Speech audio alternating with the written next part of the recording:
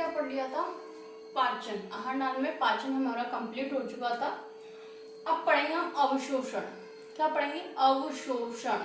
ठीक है, एब्जॉर्प्शन। अब देखो कहाँ कहाँ पे किस किस का अवशोषण होता है ये देख लेते हैं। ठीक है, अब मुख में अवशोषण और आमाशय में, छोटी आंत में और बड़ी आंत में, इन चार में होता है अवशोषण। सबसे ज्यादा कहाँ होता है? तो वो होता है छोटी आंत में। अब देखो मुख में किस चीज का अवशोषण होता है ये देख लेते हैं। यहाँ जिह्वा की निचली सतह की म्यूकोसा से कुछ औषधियों का होता है। मुख में अवशोषण किसका होता है? औषधियों का होता है। कुछ औषधियों का होता है। जो कैसे होता है? जो जिह्वा के निचली जो म्यूकोसा की जो लेयर होती है उसके द्वारा क्या होता है? औषधियों का अवशोषण होता है। आमाशय में अवशोषण। आमाशय में किस चीज का अवशोषण होता है? जल का होता है ना। जल को क्या पचाएगा, है ना, शरीर। तो जल का अवशोषण और सरल शर्करा और अल्कोहल का जो अवशोषण होता है वो किसमें होता है? आमाशय में होता है। छोटी आंत में कितने होता है? पोषक तत्वों के अवशोषण का प्रमुख अंग। सबसे ज्यादा जो यहाँ पर क्या होता है? पाचन कंप्लीट हो जाता है और सबसे ज्यादा जो अवशोषण होता है वो छोटी आंत में होता है, इसलिए इसे पोषक तत्वों के अवशोषण का प्रमुख अंग भी कहते हैं। छोटी आंत में जो अवशोषण होता है, अब स्टार्च जो था वो ग्लूकोज में चेंज हो गया था, है ना, गैलेक्टोज ग्लूकोज फ्रुक्टोज में चेंज हो गया था। तो जो सबसे सरल जो चीज बनी थी सबसे लास्ट में, इलियम में जो पाचन हो गया सबसे लास्ट में जो चीज बनी थी ना, है ना, पाचन में, वही चीजों का अवशोषण कहाँ होगा? छोटी आंत में होगा, है ना। ग्लूकोज, फ्रक्टोज, वसीय अम्ल, ग्लिसरॉल, एमिनो अम्ल, है ना, और म्यूकोसा के द्वारा रक्त प्रवाह और लसिका में अवशोषित कर लिए जाते हैं। स्क्रीनशॉट ले लीजिए इसका। फिर आगे पढ़ते हैं बड़ी आंत में अवशोषण। हाँ, तो हमने किसमें पढ़ लिया? मुख में एब्जॉर्प्शन, ठीक है, आमाशय में और छोटी आंत में। अब बड़ी आंत में देखो, बड़ी आंत में किसका होता है? जल का, खनिज का और कुछ औषधियों का अवशोषण होता है। सबसे ज्यादा छोटी आंत में होता है। सबसे ज्यादा कहाँ होता है? छोटी आंत में। और मुख की जो जिह्वा की निचली स्तर है जो म्यूकोसा, उससे जल का अवशोषण हो जाता है। कुछ जल का औषधियों का होता है, सॉरी, आमाशय में हो जाता है कुछ जल का और कुछ बड़ी आंत में हो जाता है। इसके बाद जो बचा हुआ मटेरियल होता है उसे काइल कहते हैं, जो वेस्ट मटेरियल होता है, और उसे फिर मल मूत्र के रूप में बाहर निकाल दिया, मल के रूप में। ठीक है, इतनी सी बात समझ में आ रही है एब्जॉर्प्शन की। ठीक है, अवशोषण हो गया। अब सारणी देख लेते हैं कुछ, है ना, या इंपॉर्टेंट फैक्ट्स देख लेते हैं कुछ। अब पढ़ते हैं प्रमुख पाचक एंजाइम और इनकी क्रियाएं। इस सारणी के रूप में पढ़ेंगे तो इससे क्या आपको याद रखने में आसानी रहेगी, एक बार में हम सब चीजों को रिवाइज कर पाएंगे, है ना। मैंने एक ही मार्कर से लिख दिया, आप अलग अलग पेन से लिख सकते हो, है ना, नोट्स बनाओ तो देखो प्रमुख पाचक एंजाइम और उनकी क्रियाएं, ये हम सब पढ़ चुके हैं। बस उसका क्या है, एक अपन एक सारणी के रूप में इसको बस देख लेते हैं, है ना। आहार नाली के जो भाग हैं वो इधर लिखेंगे। ग्रंथि, कौन सी भाग में कौन सी ग्रंथि पाई जाती है, फिर उस ग्रंथि की तरफ कौन सी एंजाइम निकलती है, पाचक एंजाइम, और किस चीज पर क्रिया करके कौन सा उत्पाद बनाते हैं वो पढ़ेंगे अपन। ठीक है, तो आहार नाली का कौन सा सबसे पहले भाग लेते हैं? मुख गुहिका, जो मुख गुहा होती है ना, उसे लेते हैं बक्कल कैविटी, है ना। मुख गुहिका में कौन सी ग्रंथियां पाई जाती हैं? लार ग्रंथि, है ना। लार ग्रंथि में जो पाचक एंजाइम पाया जाता है वो कौन सा होता है? अल्फा एमाइलेज या टाइलिन। अब कहते हैं लाइसोजाइम में पाया जाता है। लाइसोजाइम क्या होता है? जीवाणुनाशी होता है ना, वो पाचक एंजाइम नहीं होता, वो जीवाणुनाशी होता है। और जो अल्फा एमाइलेज और टाइलिन एक ही नाम है, अल्फा एमाइलेज के लो या फिर टाइलिन, है ना, एक ही के नाम है ये दोनों। तो ये किस पर क्रिया करते हैं? स्टार्च पर क्रिया करते हैं। किस पर करते हैं? स्टार्च पर, है ना, मंड, है ना। स्टार्च पर क्रिया करके क्या बनाते हैं? माल्टोज या डेक्स्ट्रिन, है ना, माल्टोज या डेक्स्ट्रिन। नहीं, स्टार्च का एक कॉम्प्लेक्स फॉर्म में है ना, जटिल पदार्थ है ये। इसको क्या थोड़े सरल पदार्थ में, पूरा सरल नहीं है अभी, थोड़ा सा सरल है, स्टार्च से सरल है। स्टार्च में बहुत सारी इकाइयां हैं, तो इसमें 2 या 3 या 4 इकाइयों से मिलकर ये बन जाएंगे। ठीक है, तो जो माल्टोज है वो तो 2 इकाइयों से मिलकर बना होता है ग्लूकोज की, है ना। तो स्टार्च किसमें चेंज हो जाएगा? माल्टोज और डेक्स्ट्रिन में, है ना। अब आता है आमाशय। सेकंड नंबर पे क्या आता है? आमाशय, है ना, क्योंकि मुख गुहा के बाद क्या आता है? ग्रासनल आता है, जिसमें कोई पाचन नहीं होता। उसके बाद क्या आता है? आमाशय आता है। आमाशय में कौन सी ग्रंथि पाई जाती है? जठर ग्रंथियां। कौन सी ग्रंथि पाई जाती है? जठर ग्रंथि, है ना। जठर ग्रंथि में कौन कौन से एंजाइम पाए जाते हैं, है ना। इसमें कौन सा? पेप्सिन और रेनिन पाए जाते हैं, है ना। तो जो पेप्सिन होता है वो वयस्क में पाया जाता है, लेकिन जो रेनिन होता है वो सिर्फ बच्चों में पाया जाता है, वो वयस्क में नहीं पाया जाता। तो पेप्सिन किसका पाचन करता है? प्रोटीन का। और प्रोटीन को किस में चेंज करता है? पेप्टोन्स या प्रोटियोजेंस में चेंज करता है।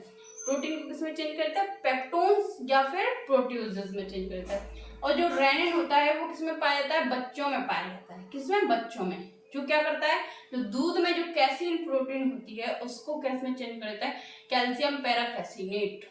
जो कैसा पदार्थ है? दही जैसा पदार्थ होता है ना। इतनी बात समझ में आ रही है? इसको अब स्क्रीनशॉट ले लीजिए और आगे इसमें जो जो एंजाइम आएंगे छोटी हाथ में बड़ी हाथ में वो देख लें। छोटी हाथ में पाएंगे, बड़ी हाथ में पाएंगे।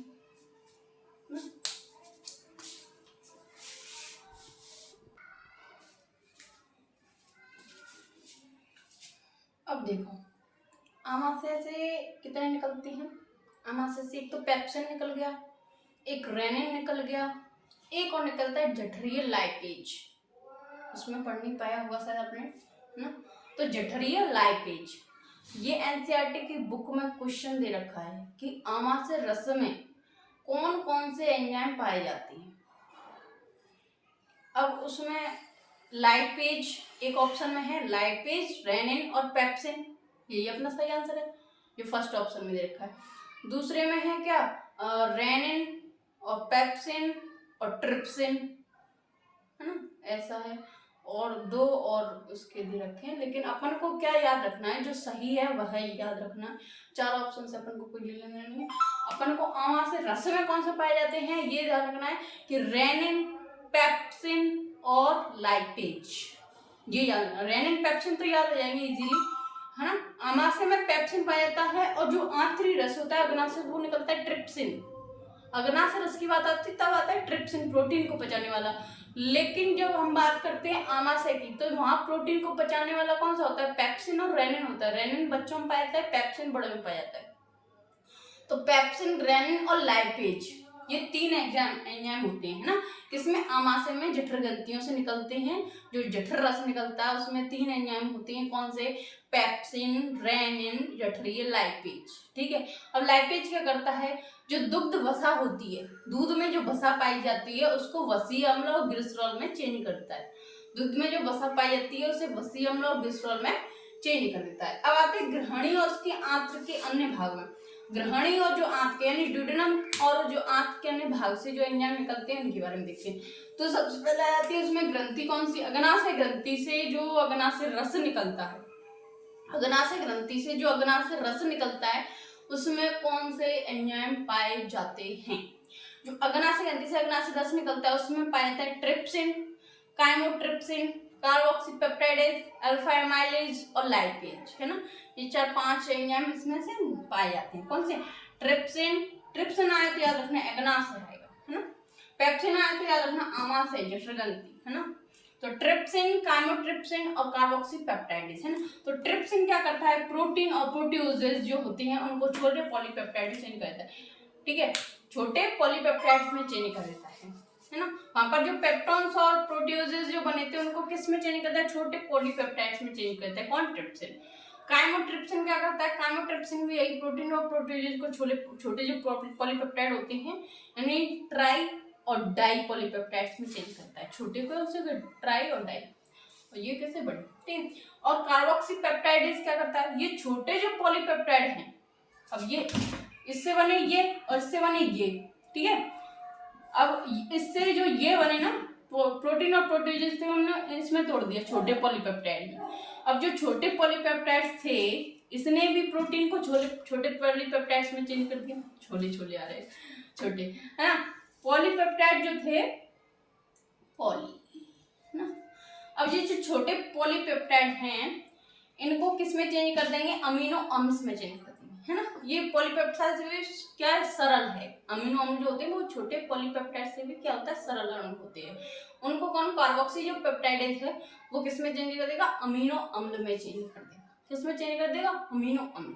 और लाइपेज है वो लाइपेज क्या करेगा? वसा को वसीय अम्ल में चेंज कर देगा, है ना। और अल्फा एमाइलेज वो जो बचा कुचा स्टार्च था उसको किसमें माल्टोज में चेंज कर देगा। है ना, 2 एग्जाम्पल रहेंगे इसमें, है ना। अविनाश चलो स्क्रीनशॉट ले लीजिए।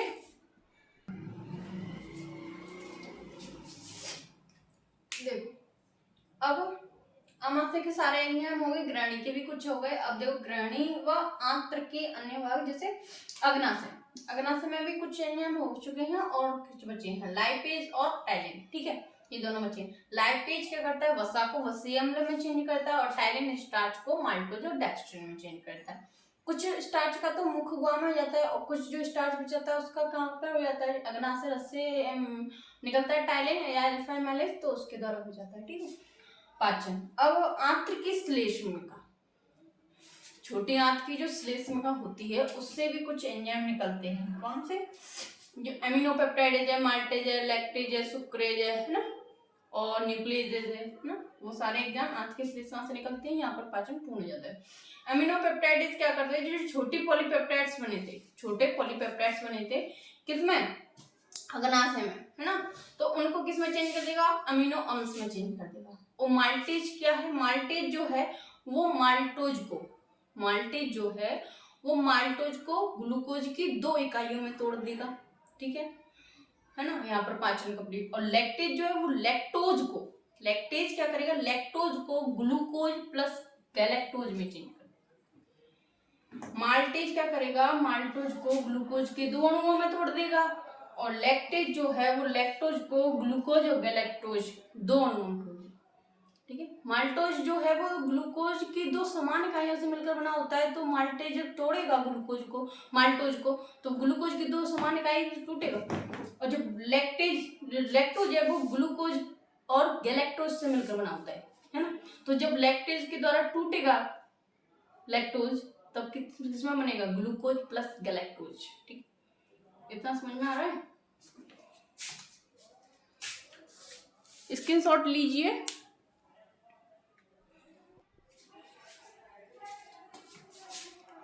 अब देखो कुछ एंजाइम रह गए थे, कौन से, सुक्रेज और न्यूक्लियेज। ठीक है, सुक्रेज क्या करता है, वो सुक्रोज को, सुक्रेज क्या करता है, सुक्रोज को ग्लूकोज और फ्रक्टोज में चेंज करता है। सुक्रेज क्या करता है, सुक्रोज को ग्लूकोज प्लस फ्रक्टोज में चेंज कर देता है। ठीक है, और एक और एंजाइम होता है न्यूक्लियेसिस। ठीक है, वो क्या करता है, न्यूक्लिक अम्ल को किसमें, प्यूरिन और पिरिमिडीन क्षारक में चेंज करता है।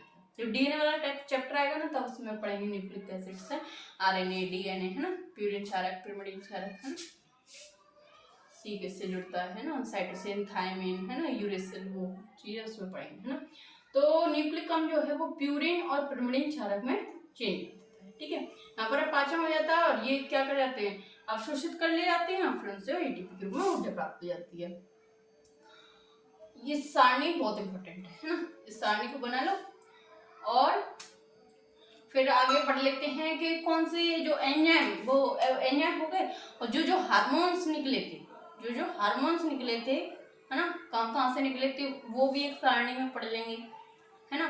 फिर एमसीक्यूज, है ना, और इम्पोर्टेंस, है ना, की पॉइंट्स देख लेंगे, है ना। इतना स्क्रीनशॉट ले लीजिए।